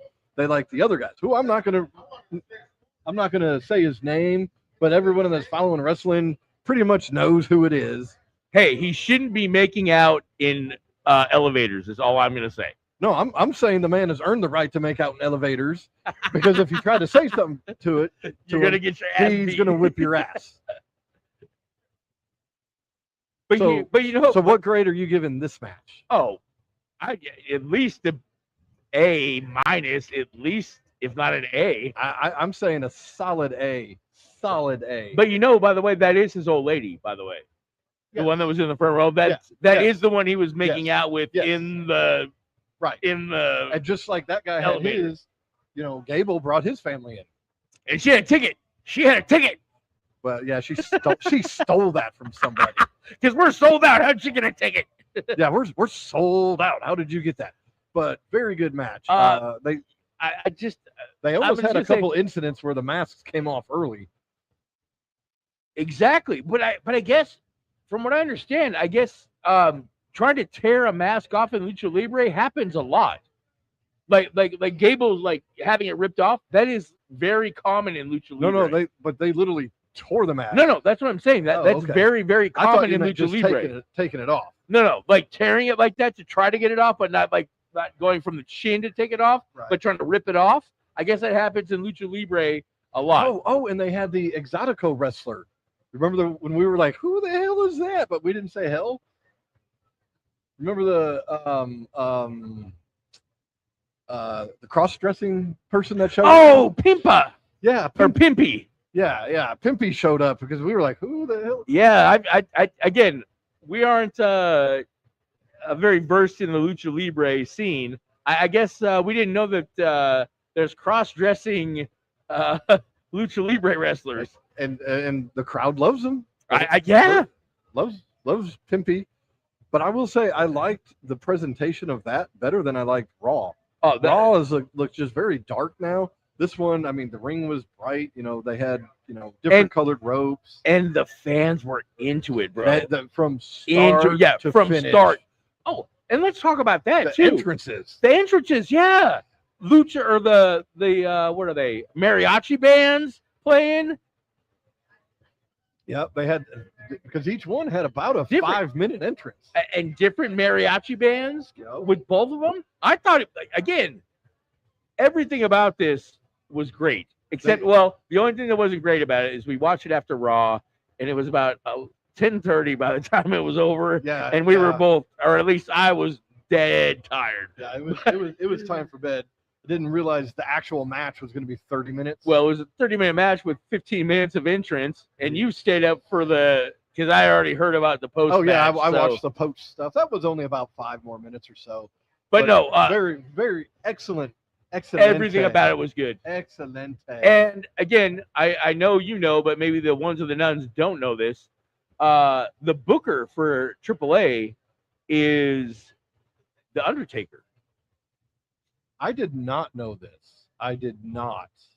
Yeah, Taker. But I know Mysterio is the GM. The GM now, yes. I just assumed on the mic, Lucha Libre type wrestler would be the booker. You would think so, but I guess maybe being the booker, I mean, he has to watch it. I know Taker watches all kinds of fights. The MMA, he watches all of it. Right. Dude. Well, and on the mic, and on the sticks, it was Mysterio, JBL, and Corey Graves. Hey, I loved that JBL. He's like, they're cheering for the wrong guy. This is the guy who stole this guy's character. Still a heel freaking commentator. But love it. But he was right. He was right. You're cheering for the wrong guy. He's the thief. But yeah, a very, very good match. Might be the best match of the year so far. Could be match of the year for whatever wrestling digest you want to listen or agree with. But this could be match of the year. Yeah, that's very good match. I'll have to watch a little more often now. Right, and again, like I was telling you off air, bro, their show is only an hour long. Like 1 hour. They pack everything into an hour. 30 minutes commercials and 2 matches. No, we're not talking WWE. Oh. Even though they're owned by the WWE, but no, it's 30 minutes. They pack everything in, stories and all. 30 minutes in and out. Hey. Love it. That's what we got to do. All right. Yeah. Okay. So real quick before we switch, I would say Raw last night was good up until the very last match, where they stuck about 15 minutes worth of commercials in about 25 minutes. They put a lot in there at the end, which was ridiculous. I was so happy because they weren't doing that, but then at the end they just shoved all these commercials in during the main event, which, by the way, pretty darn good. Seth Rollins and Braun Breaker. Yeah, I'm just not a big Breaker fan. I don't know why, bro. It'd be better if they used his Steiner name. But again, he doesn't want to use it. He doesn't want to be a Nepo baby, even though he is a Nepo baby. But everybody knows it. I mean, everybody knows it. And he's a dog-faced gremlin, just like his dad, and he barks just like his dad does. But he doesn't want to be the Nepo wrestler, but he's doing it. He's doing it. Well, at the same time, he did not take the name Braun Breaker. That was given to him in NXT by Vinnie Mac. Yeah, you are correct on that. All right, so that covers our pro wrestling news. The NFL is coming up next, as you can tell by the little picture in the little ticker. We are going to take our last mandated commercial break here in the dungeon at the Ristorante de Frio de Casa or Casa de Frio, whatever. Enjoy. To the ones and the nuns. Come right back. This commercial break is sponsored by PSC Sports and more. Check us out on Facebook at facebook.com/PSC Sports. We provide a wide variety of replica championship rings, including the brand new OKC Thunder championship rings. We also have a wide variety of OU merchandise for all you Sooners fans. Again, check us out on Facebook at facebook.com/PSC Sports. And as always, Oh, no. Oh. And we're back. To the ones and the nuns, welcome back. To those just joining, we are hitting some NFL news, and I forgot to move that picture over a little more to the middle. That's okay. I guess we can fix that later. It's because we sit in different spots in the dungeon each week. Right. All right, starting with some NFL news. We got some really big news. Right. Biggest news of the week. Caleb Williams is on the cover.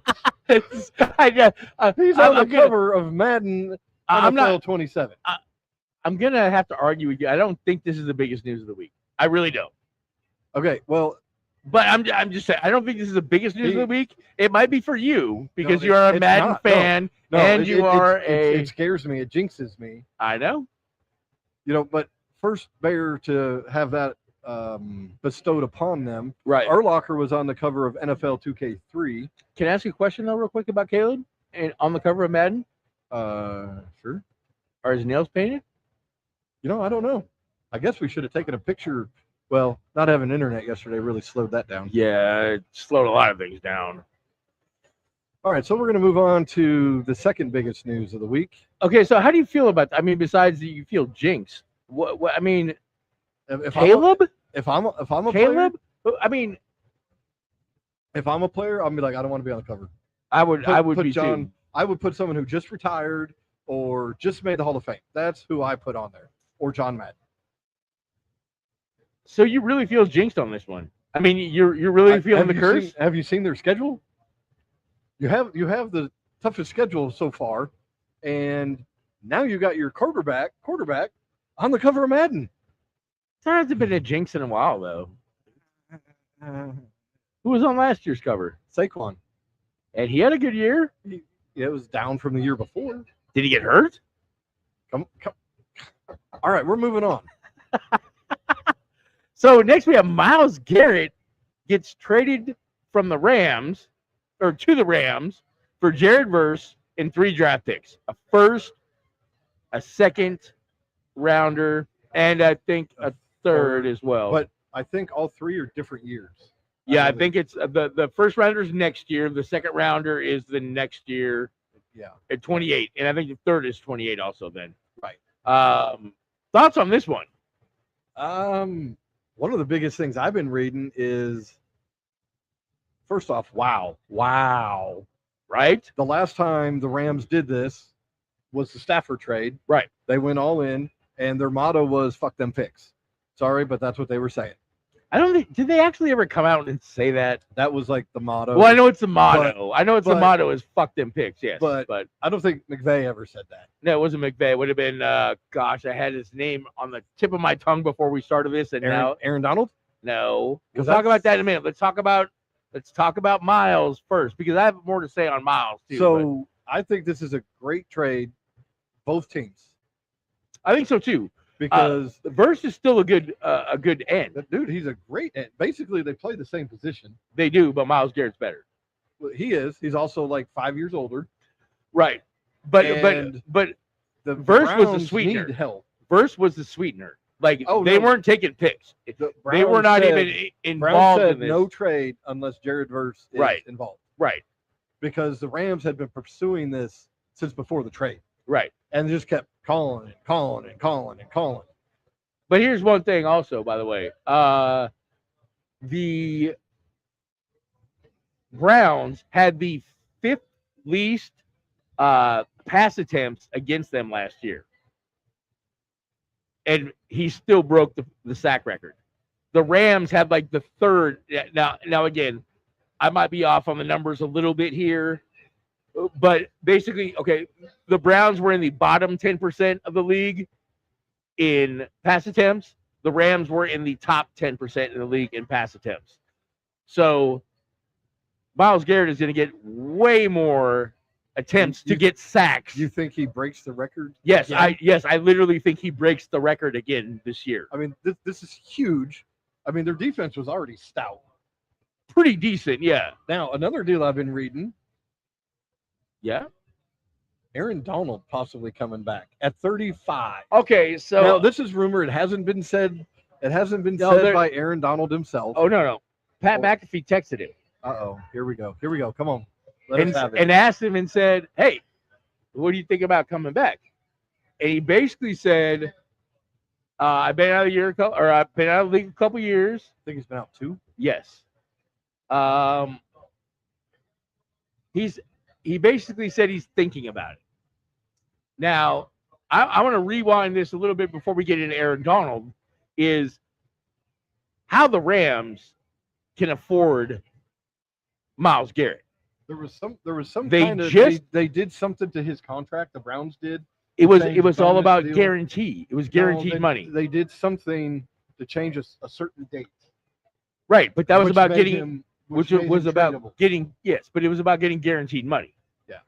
They changed the date, which helped it out. You just paid Matt Stafford again like $50 million. You just paid Trent McDuffie.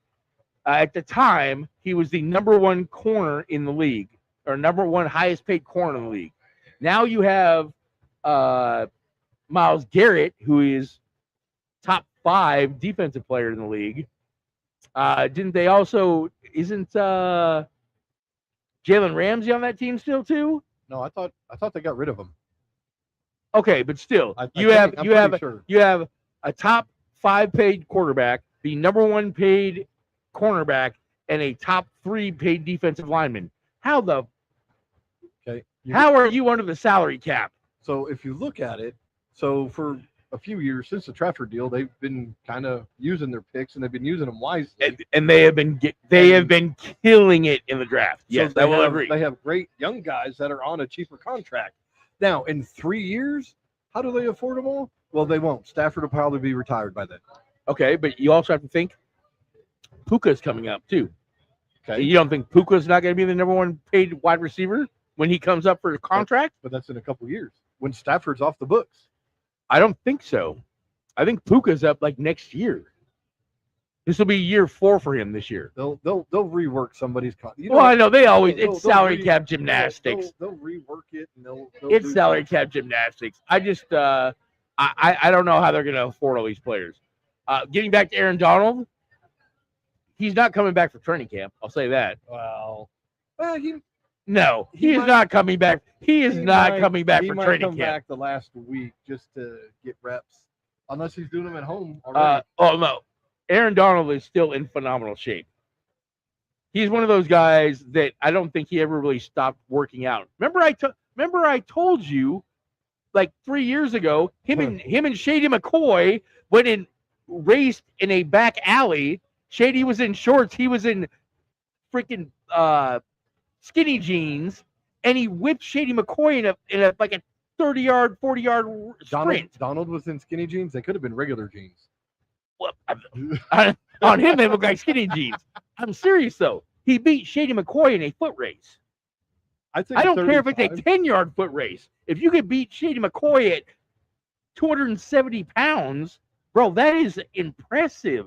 So I think at 35, he's going to come back above average. And they raced more than once. It wasn't like it was a fluke because Shady was pissed. He was like, oh, no, we're running again. And he whooped him again. Yeah. I think at 35, he comes back, and he's going to be better than most defensive tackles. I agree. But can you imagine Aaron Donald up the middle and Myles Garrett on the outside? They have a couple other linebackers that are young. Well, no, they got good defensive linemen too. They got I think his name's Fisk. The other guy that they drafted with Verse out of Florida State. I think Jason Fisk, I believe. The white kid, yeah. And they got another good end, another decent end too. I think Washington, I want to say his name is. Just think, would you have to blitz? No. No. And again, you have Trent McDuffie, who is the best dime corner in the league.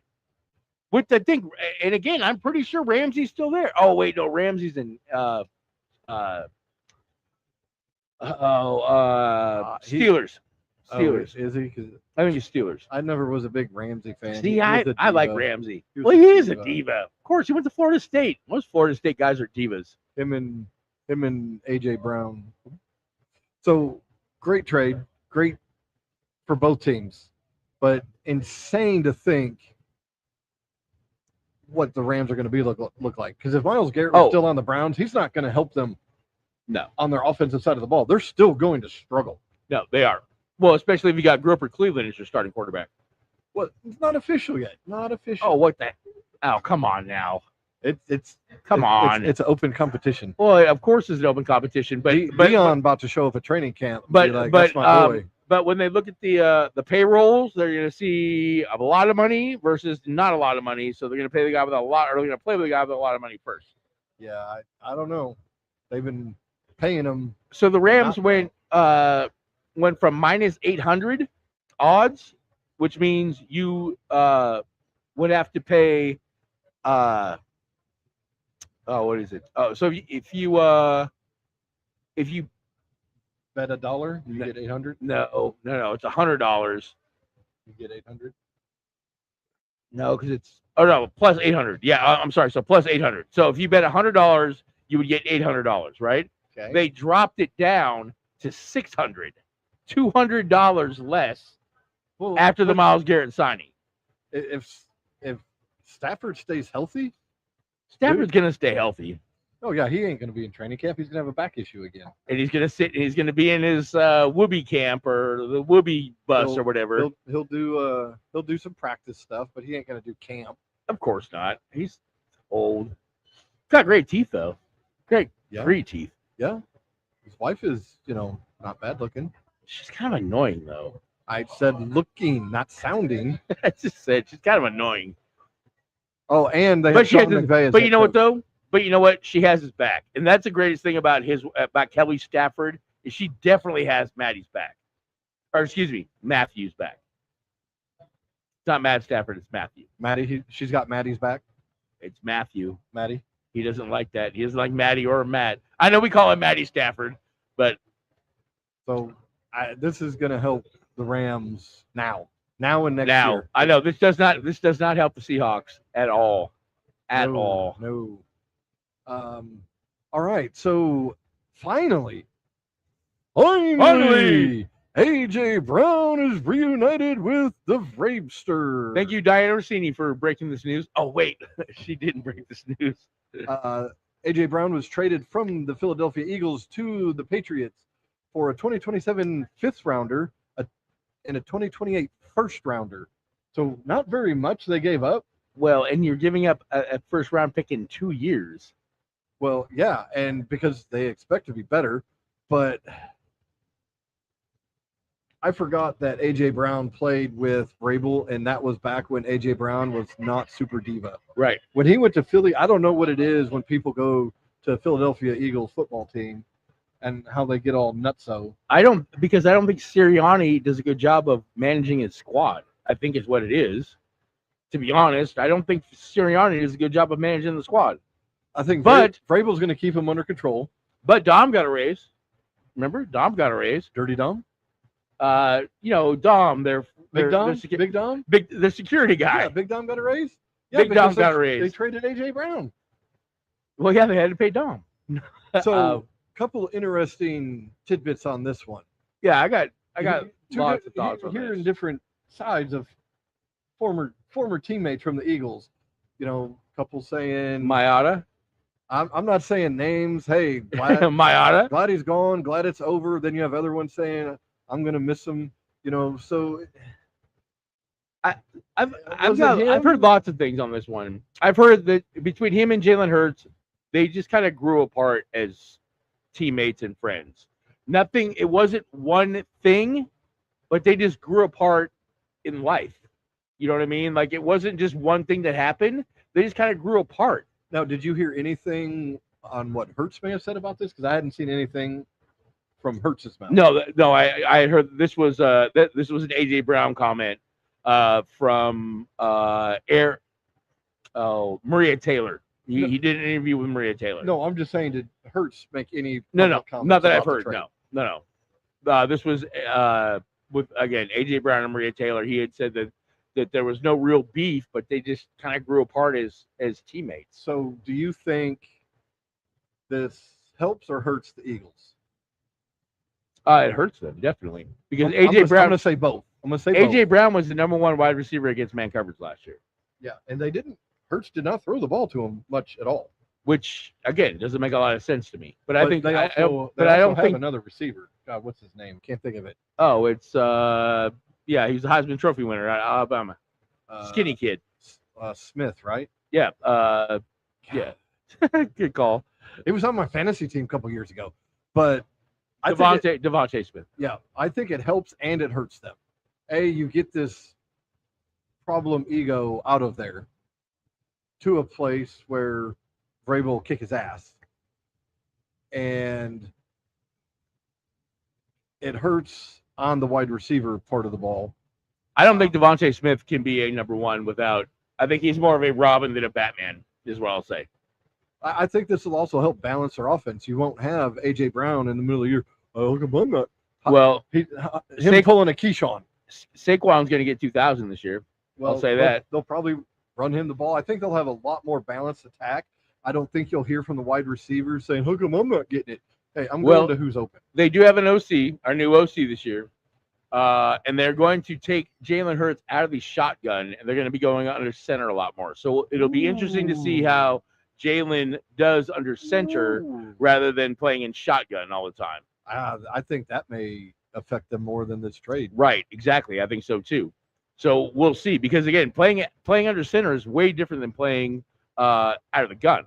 Also, running a play action type of offense is definitely way different than playing out of shotgun. Because if you're playing out of play action offense, you're turning your back to the field, and it's got to have some good peripheral. A lot of pre-snap too. Yep. It's a lot of pre-snap, which I may or may not have heard that he's not the greatest at reading defenses. No, he's not. So again, it'll be very interesting to see what happens. Okay, so that's the Eagles side of it. What about with the Patriots? What does this bring them?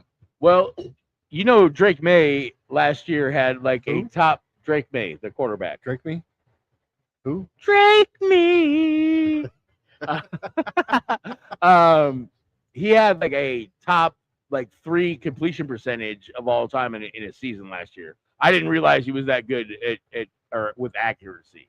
No, he was right. I didn't realize he was that good with his accuracy. They didn't really have a deep threat. No, they didn't have a deep threat, and they also really sucked ass against man-to-man coverage last year. Also, right. which again makes sense why they went and got the best wide receiver against man-to-man. Well, and you got Vrabel, who, and I've said it a couple times already, going to be able to control AJ Brown. Well, if he can keep his dick in his pants, yeah. Which one? Mike Vrabel. Oh, okay. AJ Brown doesn't have a problem keeping his dick in his pants that I know of. That we know of. Like I said, that I know of. It could be out there. I don't know.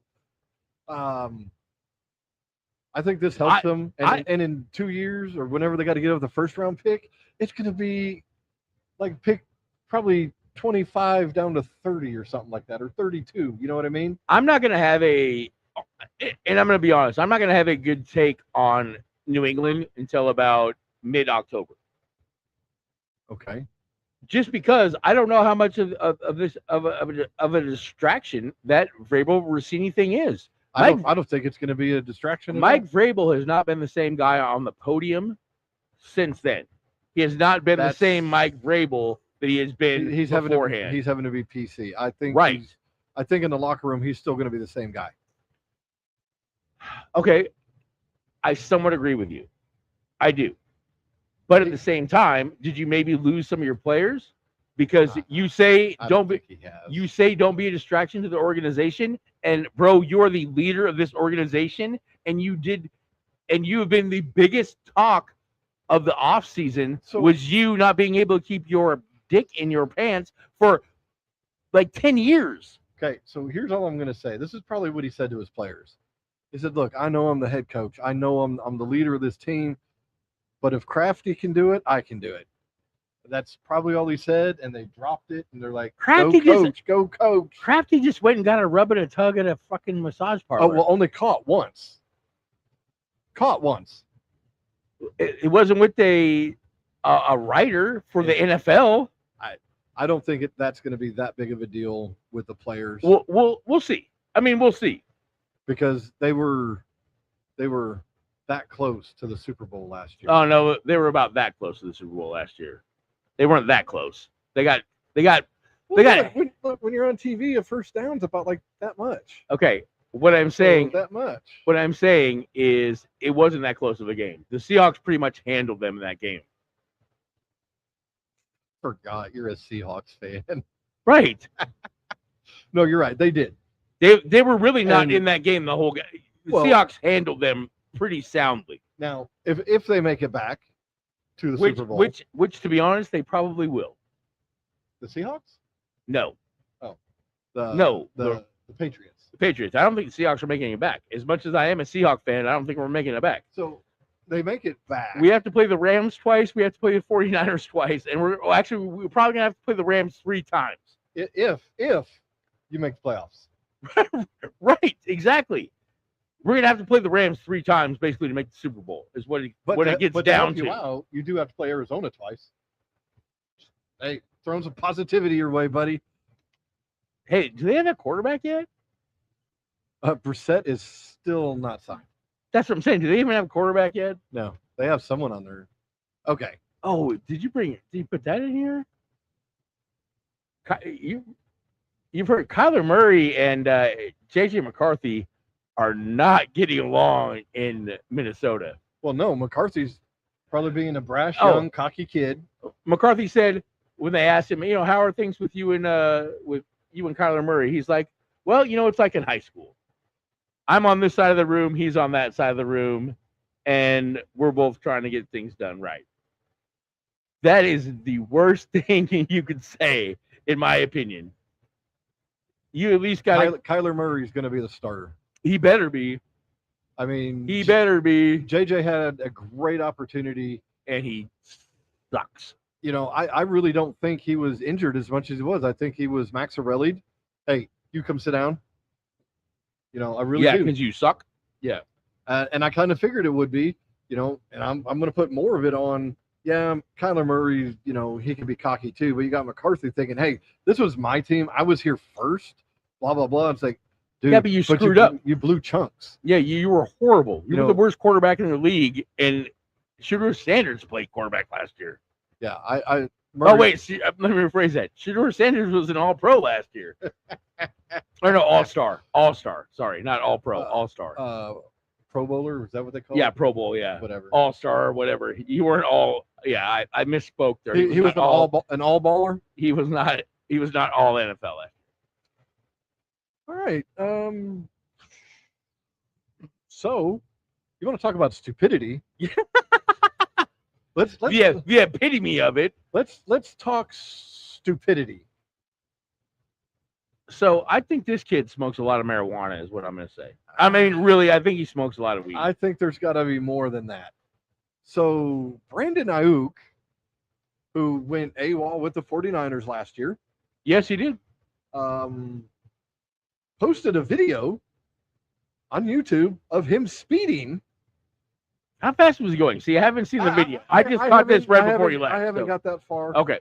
But a warrant has now been issued for Brandon Ayuk in California. Now, granted, it's a misdemeanor speeding ticket, right? But how dumb are you? You literally just and you told the cops, hey, check it out what I'm doing. I'm going 100 and whatever. I don't even know. This back in December, right? So it took a little while for him to catch it, but it's out there for God and country. You know, how, Brandon, I know you're not going to call me. I know you're upset we're covering this when I told you we were doing this earlier. How dumb are you? I'm pretty dumb. Matter of fact, we're going to have to get like an image that says, how dumb are you when we have stupid stuff like this? Yeah, this is just. I mean, and 49ers haven't released him yet. He's going to be looking for another team. This doesn't look good. The 49ers have to release him. I mean, I think June 15th-ish or something like that. Because all the teams know that they're not keeping him on the team. No, so why not just cut him? I mean, stop playing the game and just cut him. Yeah, that was, dude. Yeah. I mean, well, dude. not even just with the 49ers issue, but just as a life issue. That's what I'm saying. That's what I'm talking about. Yeah, I mean, why would you post the fact that you're a speeding idiot? I mean, did you learn nothing from Ja Morant? No, obviously you didn't. Well, right, like every player should learn from Ja Morant. Don't do stupid. Don't commit crimes on the internet. Don't commit crimes on the internet. They're gonna find you sooner or later. Yeah. You're literally snitching on yourself. Yeah. Yep. So I think this. Okay, so the Atlanta Falcons make one of the stupidest extensions ever, signing Drake London to a 4-year, $141 million extension. I don't like. Overpaid. Makes him overpaid. Doesn't it make him the highest paid wide receiver now? Or top 5? He's top 5. I haven't looked at this, but he's top 5. I want to say. Overpaid. Overpaid. This is retarded. Overpaid. Oh, sorry. Oh, my bad. He's overpaid. Yeah, that's ridiculous. This guy's but not you gotta that look, good. Atlanta's probably like, oh, we actually got a receiver in house, but we can't go get another receiver. We go to free agency. They suck. I hate that though. Just because you're up for a contract doesn't mean that you have to be the highest paid player in the league. Yeah, I mean, it doesn't mean that. You are not a top 5 receiver. You're not even a top 20 receiver. So what did this just show Joe Schmo out there that gets 500 yards and 1 touchdown? Oh, I can get 100 or I get 200 million next year. Yeah. If you don't sign me, I'm going to go somewhere else. You know what? Atlanta ownership. Do it. Atlanta ownership. Arthur Blank. Hey, don't look, but do it. How dumb are you? Right. Look, I know. How dumb are you? I know you like talking to Bryce, who just walked by. We're just asking a question about the Atlanta Falcons. I know you like this kid. Obviously, you like this kid. Yeah, not for that much. Not exactly. You're not even a top 10 receiver. Yeah, just wow. But hey, good news is they have a wide receiver for 4 years. Great. Who's your quarterback again? Eating up cap space. Who's your quarterback again? Michael Penis. Are you sure? Oh yeah, who's the other one? Tua. Yeah. So that money's going to be ate up with this guy instead of someone that might really be good. Stupid. That was horrible. Got some other great news for Bears fans out there. The Green Bay Fudge Peckers are going to be without Micah Parsons until at least mid-October. Wow, really? Is he having issues with his rehab or something? I guess he had meniscus surgery. Well, he did. Yeah, he blew his. Yeah, he blew his knee last year. No. Like he did the ACL stuff. I guess he had meniscus. He's going to be out till at least mid-October. Okay. So do they find that he had a meniscus issue when they did the ACL? No, I think it was after. I mean, this was just breaking while I was typing. I was like, hell yeah. I heard something about Micah was going to be late into the season. Yeah. So mid-October, he's going to be out. Wow, that sucks for the Packers. I know. I'm not saying that's a bad thing, bro. Again, it helps out 3 other teams. I'm a closet Bears fan now, okay? It helps out 3 other teams. Yeah, this is when I, this kind of evens out the Caleb on the cover. Who's your backup quarterback? Tyler Bagent. I like that. Oh, they paid him a lot of money. Yeah, he didn't get Drake London kind of money, but he got more money than he was getting. Right. All right. So ex-Browns DC Jim Schwartz on the Browns exit. Forced marriage won't work. He felt he had been done enough of a good job to get the position and didn't, so it was the best to move on. Okay. So yeah, this came out. I had seen something about this. Yeah, I you didn't heard read about into how he left. He did feel like he did good enough job. Here's my knock on Jim Schwartz. it. Do you remember he coached the Lions? Yes. What is he most known for when he coached the Lions? Not making the playoffs.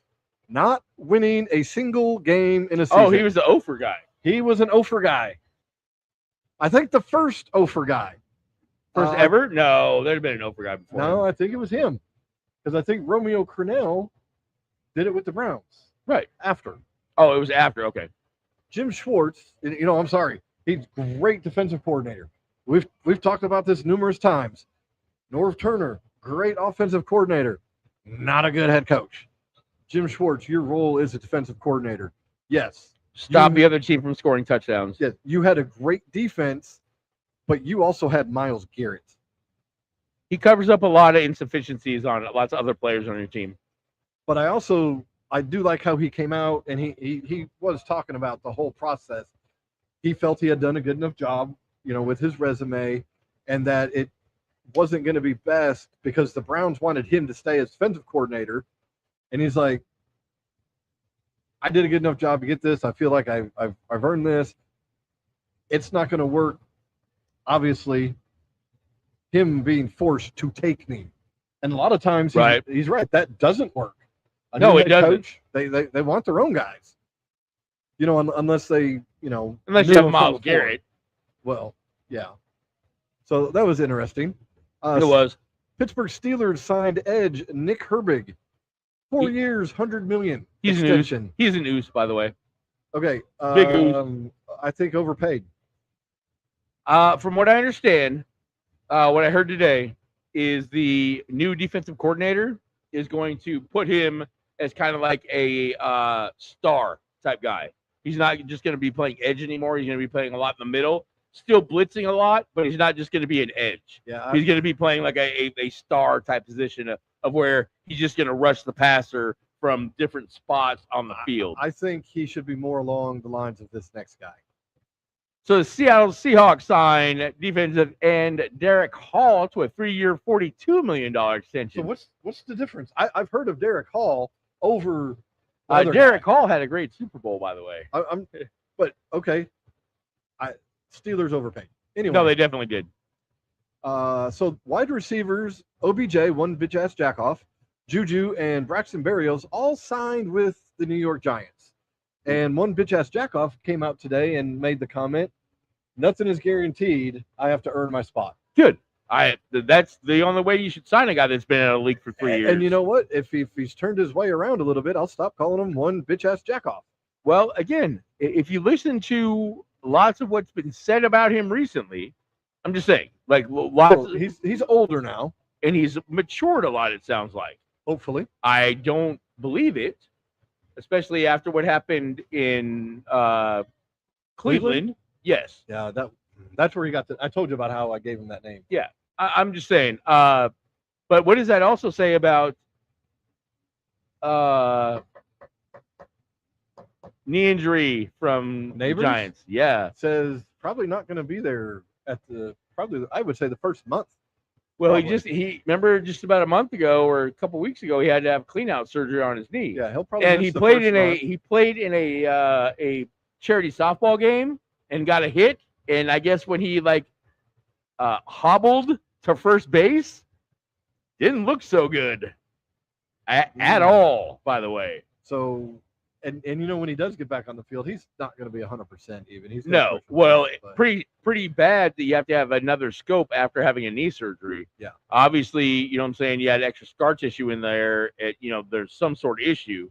So, I mean, I guess it's not that uncommon to have another scope after a knee surgery to clean up some stuff. Right. But it's obviously not good to have to go under the knife again. No, it's not.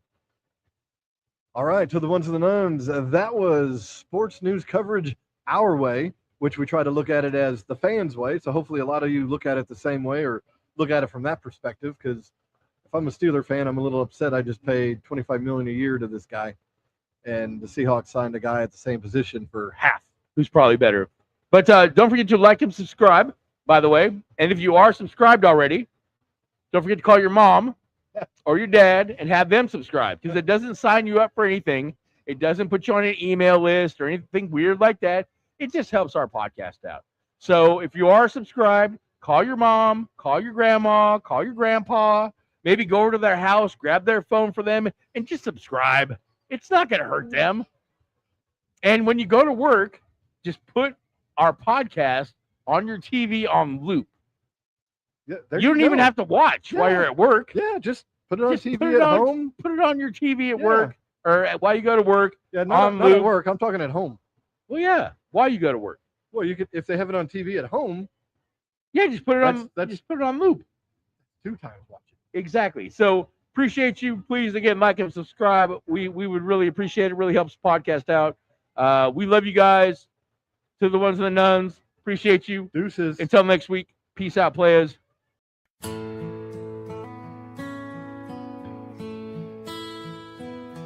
Thank you all for tuning in. I hope this week your team gets a win. Always stay away from sin.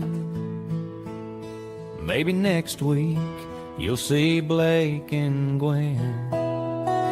Big thanks from Maxarelli and Poppa is the NIL free agency. Drink too much, you have to pee. College transfers should pay a fee. So if you plant your flag like Baker, Love, Kerrywood, and King Felix, our champs like the Hawks and Bears, bear down like Kel Roar. Tune in next week for another show.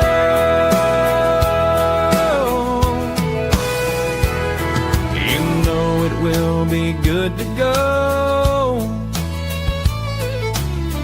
to the ones of the nuns. Please subscribe if you're new.